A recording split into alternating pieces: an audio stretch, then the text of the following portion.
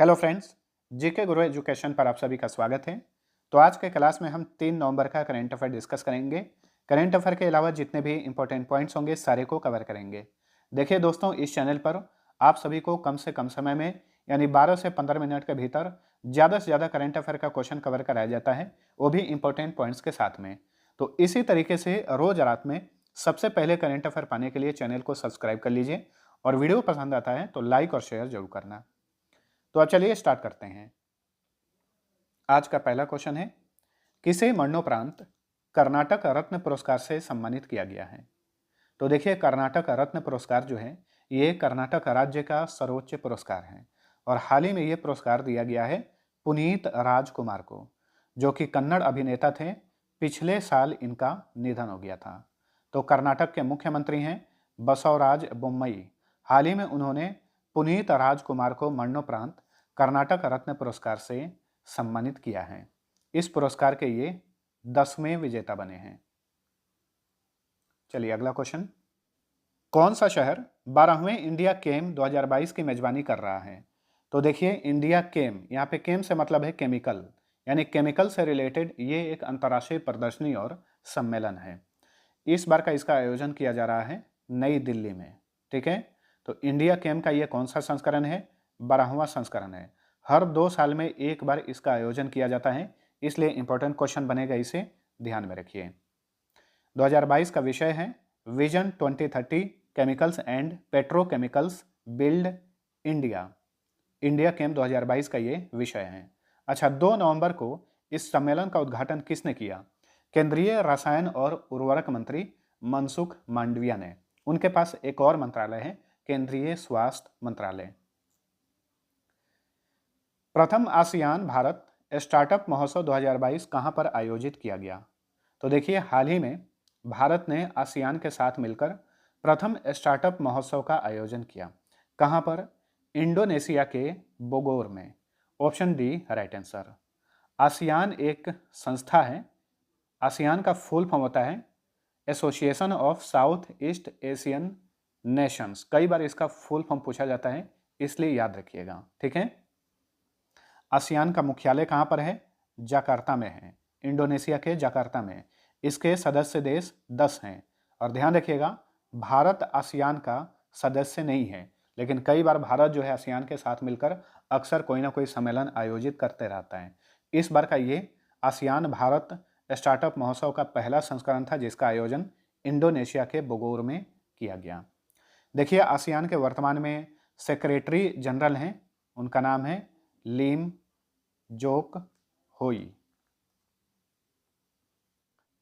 किस देश ने एडवर्ड एम कैनेडी को मरणोपरांत फ्रेंड्स ऑफ लिबरेशन वॉर से सम्मानित किया है? तो देखिए, एडवर्ड एम कैनेडी ये अमेरिका के पूर्व सीनेटर थे। हाल ही में इन्हें बांग्लादेश की सरकार ने फ्रेंड्स ऑफ लिबरेशन वॉर से सम्मानित किया है। ठीक है, 1971 के बांग्लादेश की मुक्ति में एडवर्ड एम कैनेडी ने महत्वपूर्ण भूमिका निभाई थी। इसी वजह से बांग्लादेश की सरकार ने, बांग्लादेश के प्राइम मिनिस्टर हैं शेख हसीना, उन्होंने हाल ही में इन्हें फ्रेंड्स ऑफ लिबरेशन वॉर से सम्मानित किया है। बांग्लादेश की कैपिटल है ढाका और ढाका में एक अंतर्राष्ट्रीय संगठन का मुख्यालय है। कौन सा संगठन है? बिम्स्टेक। ठीक है, बिम्स्टेक का मुख्यालय ढाका में है। बांग्लादेश के वर्तमान में राष्ट्रपति हैं अब्दुल हामिद। अब्दुल हामिद।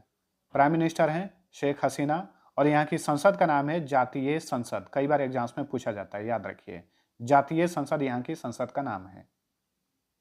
और करेंसी टका। चलिए अगला क्वेश्चन, ICAR गन्ना प्रजनन संस्थान यानी शुगरकेन ब्रीडिंग इंस्टीट्यूट की पहली महिला डायरेक्टर कौन बनी है? तो हाल ही में ICAR शुगरकेन ब्रीडिंग इंस्टीट्यूट की पहली महिला डायरेक्टर बनी है doctor G Hema Prabha. Option B right answer. ठीक है, अच्छा, ICAR शुगरकेन ब्रीडिंग इंस्टीट्यूट कहां पर स्थित है? तो ये तमिलनाडु के कोयम्बटूर में है। एक है भारतीय गन्ना अनुसंधान संस्थान यानी Indian institute of sugarcane research, ध्यान रखिएगा, वो लखनऊ में है। ठीक है, और ये है ICAR शुगरकेन ब्रीडिंग इंस्टीट्यूट, ये तमिलनाडु के कोयम्बटूर में है। वहीं ICAR की बात करें तो ये कृषि शोध के लिए भारत की एक परिषद है जिसका फुल फॉर्म होता है Indian council of agricultural research. ICAR का गठन हुआ था 1929 में और इसका हेडक्वार्टर नई दिल्ली में है। AI बेस्ड यानी आर्टिफिशियल इंटेलिजेंस बेस्ड अवतार स्टार्टअप अल्टर का अधिग्रहण किसने किया है? तो देखिए, अल्टर का अधिग्रहण कर लिया है गूगल ने। कितने में? $100 मिलियन की लागत से। ये करीब होता है 824 करोड़ रुपया। तो हाल ही में गूगल ने अल्टर का अधिग्रहण कर लिया है $100 मिलियन में। गूगल के वर्तमान में CEO कौन है? सुंदर पिचाई हैं, जो कि भारतवंशी हैं। गूगल का मुख्यालय कैलिफोर्निया में है। गूगल का गठन हुआ था 1998 में। दुनिया का सबसे शक्तिशाली रॉकेट फाल्कन हेवी किसने लॉन्च किया है? तो देखिए, हाल ही में फाल्कन हेवी को लॉन्च किया स्पेस एक्स ने, जो कि अमेरिका की एक प्राइवेट अंतरिक्ष एजेंसी है। फाल्कन हेवी का वजन है 63.8 टन और ये दुनिया का सबसे शक्तिशाली रॉकेट है। इसे लॉन्च किया है स्पेस एक्स ने। ठीक है, इस रॉकेट की लंबाई है 230 फीट। देखिए, स्पेस एक्स की बात करें तो इसका गठन किया गया था 14 मार्च 2002 को। हेडक्वार्टर अमेरिका के कैलिफोर्निया में है। वर्तमान में इसके CEO हैं एलन मस्क, जो कि टेस्ला के भी CEO हैं। किसने अपने अंतरिक्ष स्टेशन के लिए मेंगटियन नामक लैब मॉड्यूल लॉन्च किया है? तो हाल ही में चीन ने अपने अंतरिक्ष स्टेशन के लिए मेंगटियन नामक एक लैब मॉड्यूल लॉन्च किया है। अच्छा, ये बताइए आप सभी लोग, चीन की जो अंतरिक्ष एजेंसी है उसका क्या नाम है? उसका नाम है CNSA। इसका फुल फॉर्म होता है चाइना नेशनल स्पेस एडमिनिस्ट्रेशन। ठीक है, चीन की बात करें तो इसकी राजधानी है बीजिंग। बीजिंग में 2 अंतर्राष्ट्रीय संगठन का मुख्यालय है। एक है SCO यानी शंघाई कोऑपरेशन ऑर्गेनाइजेशन और एक बैंक है एशियन इंफ्रास्ट्रक्चर इन्वेस्टमेंट बैंक। इन सभी का मुख्यालय बीजिंग में है। चीन के राष्ट्रपति हैं शी जिनपिंग और यहाँ की करेंसी है रेन मिम्बी। युआन जो है रेन मिम्बी का यूनिट है। एक सत्र यानी एक साल में सबसे अधिक 14 बार फार्मूला 1 रेस जीतने वाले पहले रेसर कौन बने हैं? तो एक सत्र में सबसे अधिक 14 बार फार्मूला 1 रेस जीतने वाले पहले रेसर बन गए हैं मैक्स वेस्टापेन। इन्होंने इतिहास रच दिया है। हाल ही में इन्होंने मैक्सिकन ग्रैंड प्रिक्स का खिताब जीता और इसी के साथ इन्होंने इतिहास रच दिया। एक साल में 14 बार इन्होंने फार्मूला 1 रेस अपने नाम किया। मैक्स वेस्टापन जो हैं ये नीदरलैंड के रेड बुल कार के ड्राइवर हैं। वैसे आप सभी से पूछेगा कि ओवरऑल सबसे अधिक बार फार्मूला 1 रेस जीतने वाले पहले रेसर कौन हैं? तो उनका नाम है लुइस हैमिल्टन। इन्होंने अभी तक 103 बार फार्मूला 1 रेस जीता है और इसी के साथ 100 से अधिक बार F1 रेस जीतने वाले ये विश्व के पहले रेसर हैं लुइस हैमिल्टन। ये ब्रिटेन के रहने वाले हैं और मर्सिडीज कार के ड्राइवर हैं। वहीं ध्यान रखिएगा, मैक्स वेस्टापेन ये एक साल में यानी एक सत्र में 14 बार F1 रेस जीतने वाले पहले खिलाड़ी बन गए हैं। यूक्रेन को तत्काल मानवीय सहायता प्रदान करने के लिए किसने यूक्रेन में डेमिनिंग ट्रेनिंग प्रोजेक्ट शुरू की है? तो देखिए, हाल ही में यूक्रेन जो है रूस के आक्रमण से प्रभावित है। रूस जो है इस पर आक्रमण किया हुआ है। इसी वजह से यहाँ पर तत्काल मानवीय सहायता प्रदान करने के लिए अमेरिका ने, संयुक्त राज्य अमेरिका ने डेमिनिंग ट्रेनिंग प्रोजेक्ट शुरू किया है। किस सोशल मीडिया प्लेटफॉर्म्स ने वेरीफाइड अकाउंट्स के लिए शुल्क की घोषणा की है? तो ये है ट्विटर। देखिए, ट्विटर को एलन मस्क ने खरीद लिया है $44 बिलियन में। तभी से ट्विटर में बहुत सारे बदलाव किए जा रहे हैं। ट्विटर के CEO थे पराग अग्रवाल, उन्हें पद से हटा दिया गया और ट्विटर के खुद CEO बन गए हैं एलन मस्क। ठीक है, तो हाल ही में ट्विटर ने अपने प्लेटफॉर्म्स के लिए जो वेरीफाइड अकाउंट्स होता है उसके लिए शुल्क की घोषणा की है। हर महीने उनसे $8 लगभग $8 लिए जाएंगे। अभी हाल ही में न्यूज़ में बना हुआ था। वेरीफाइड अकाउंट्स क्या होता है? देखिएगा, जो भी ट्विटर अकाउंट्स होता है, अगर कोई प्रसिद्ध व्यक्ति है, उसके बहुत सारे फॉलोअर्स हैं, तो उसके नाम के आगे एक ब्लू टिक होता है। तो उसे ही वेरीफाइड अकाउंट्स कहा जाता है। तो जिनका भी वेरीफाइड अकाउंट्स होगा उन्हें शुल्क देना होगा हर महीने ट्विटर को, ठीक है। और ये लगभग $8 होगा प्रति माह। ट्विटर की स्थापना की गई थी 2006 में। इसका मुख्यालय कैलिफोर्निया में है और इसके नए सीईओ बन गए हैं एलन मस्क। हाल ही में किस राज्य के मुख्यमंत्री ने राज्य भर में बाल सुलभ पुलिस थाने और संपर्क हेल्प डेस्क खोलने की घोषणा की है? तो देखिए, ये है ओडिशा।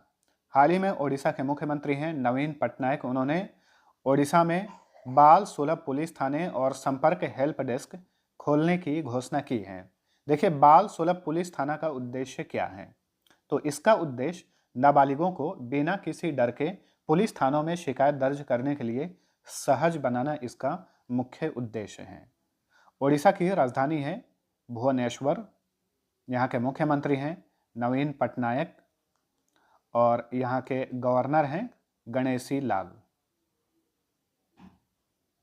चलिए अगला क्वेश्चन है, किन दो देशों के बीच वायुसेना अभ्यास विजिलेंट स्टॉर्म शुरू हुआ है?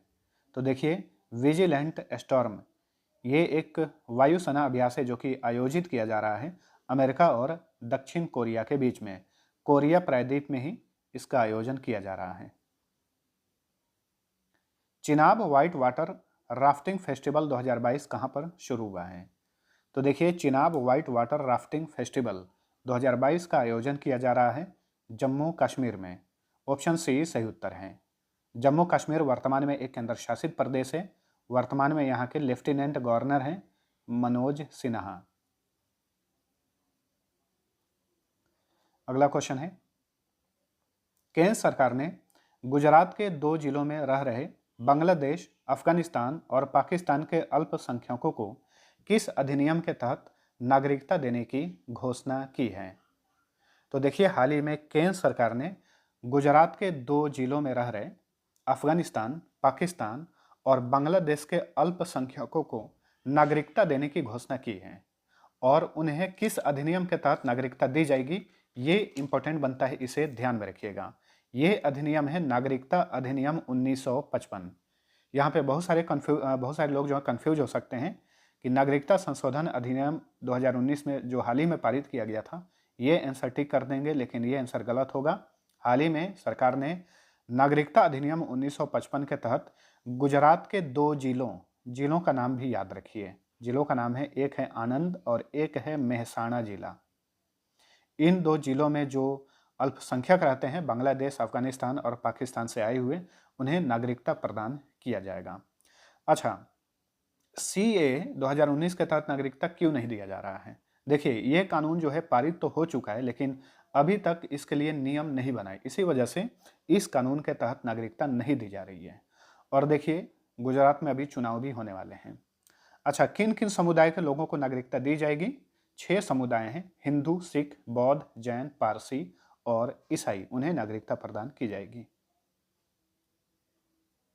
भारत ने हाल ही में फिलिस्तीनी शरणार्थियों के लिए कितने मिलियन डॉलर दान देने की घोषणा की है? तो फिलिस्तीनी शरणार्थियों के लिए भारत सरकार ने $2.5 मिलियन दान देने की घोषणा की है। ये लगभग है 21 करोड़ रुपया। हाल ही में आभासी रूप से आयोजित SCO परिषद की 21वीं बैठक में भारत का प्रतिनिधित्व किसने किया? SCO यानी शंघाई सहयोग संगठन। तो हाल ही में शंघाई सहयोग संगठन परिषद की 21वीं बैठक डिजिटल रूप से आयोजित की गई। इसमें भारत का प्रतिनिधित्व किए डॉक्टर S जयशंकर। SCO की बात करें तो इसका गठन हुआ था 15 जून 2001 को। मुख्यालय बीजिंग में है। इसमें वर्तमान में सदस्य देशों की संख्या 10 है। आप लोग कंफ्यूज मत होइए। 8 जो है इसमें परमानेंट सदस्य हैं, 2 और परमानेंट सदस्य बनने वाले हैं। एक है बेलारूस और एक है ईरान। ईरान जो है सदस्य बन चुका है, लेकिन इसकी सदस्यता शुरू होगी अप्रैल 2023 से। वहीं इसका 10वां सदस्य बना है बेलारूस, और बेलारूस की सदस्यता कब से शुरू होगी अभी इसकी घोषणा नहीं की गई है। लेकिन इतना बात याद रखिएगा कि SCO का 10वां सदस्य कौन बना है? बेलारूस। और 9वां सदस्य बना है ईरान। भारत SCO का ऑलरेडी सदस्य है। भारत ने किस देश के आम चुनाव में लॉजिस्टिक्स मदद के लिए 200 वाहन उपहार दिया है? तो देखिए, नेपाल में आम चुनाव होने वाला है। इसी महीने 20 नवंबर को आम चुनाव होगा नेपाल में। इसके लिए मदद के लिए नेपाल को भारत सरकार ने 200 वाहन उपहार स्वरूप प्रदान किया है। ठीक है, देखिए नेपाल की बात करें तो राजधानी है काठमांडू। काठमांडू में एक अंतर्राष्ट्रीय संगठन का मुख्यालय है। कौन सा संगठन? सार्क। और सार्क के बारे में आप सभी लोग नीचे कमेंट करके बताइए। ठीक है, सार्क का फुल फॉर्म क्या होता है, इसकी स्थापना कब की गई थी, मुख्यालय तो हमने बता दिया काठमांडू में है। बाकी डिटेल्स जो है आप नीचे कमेंट करके बताइए ताकि और भी स्टूडेंट्स को हेल्प मिल सके। नेपाल के राष्ट्रपति हैं वर्तमान में विद्या देवी भंडारी। प्राइम मिनिस्टर हैं शेर बहादुर देउबा। और यहाँ की जो संसद है उसका नाम है राष्ट्रीय पंचायत। कई बार एग्जाम्स में पूछा जाता है, याद रखिएगा, नेपाल की संसद का नाम राष्ट्रीय पंचायत है। आईसीसी के अनुसार यानी इंटरनेशनल क्रिकेट काउंसिल के अनुसार मोहम्मद रिजवान को पीछे छोड़कर दुनिया के नंबर 1 T20 खिलाड़ी कौन बने हैं? तो देखिए, मोहम्मद रिजवान जो कि पाकिस्तान के क्रिकेटर हैं, 3 साल से नंबर 1 T20 प्लेयर बने हुए थे। हाल ही में इन्हें पछाड़ दिए हैं भारत के Surya Kumar Yadav. Option D right answer है। ठीक है, तो सूर्य कुमार यादव ये नंबर 1 T20 बल्लेबाज बन गए हैं। वहीं नंबर 1 T20 बॉलर हैं राशिद खान जो कि अफगानिस्तान के क्रिकेटर हैं। ओडीआई रैंकिंग की बात करें, यानी ओडीआई में पहले स्थान पे कौन है, तो ओडीआई में पहले स्थान पे हैं बाबर आजम जो कि पाकिस्तान के खिलाड़ी हैं। वहीं ओडीआई में बेस्ट बॉलर हैं ट्रेंट बोल्ट जो कि न्यूजीलैंड के प्लेयर हैं। टेस्ट रैंकिंग की बात करें तो टेस्ट में बल्लेबाजी में पहले स्थान पे जो रूट हैं जो कि इंग्लैंड के हैं। वहीं टेस्ट सबसे बेस्ट टेस्ट बॉलर हैं पैट कमिंस जो कि ऑस्ट्रेलिया के खिलाड़ी हैं। आईसीसी की बात करें तो आईसीसी की स्थापना कब की गई थी? 1909 में, और इसका हेडक्वार्टर दुबई में है। वर्ष 2022 के लिए कितने पुलिस कर्मियों को केंद्रीय गृह मंत्री के विशेष अभियान पदक से सम्मानित किया गया है? तो देखिए, हाल ही में गृह मंत्रालय ने भारत भर के 63 पुलिस कर्मियों को केंद्रीय गृह मंत्री के विशेष अभियान पदक से सम्मानित किया गया है। तो फ्रेंड्स, ये था हमारा आज का करंट अफेयर। वीडियो पसंद आया है तो लाइक और शेयर जरूर करना। अब चलिए मिलते हैं अगले वीडियो में, तब तक के लिए टेक केयर।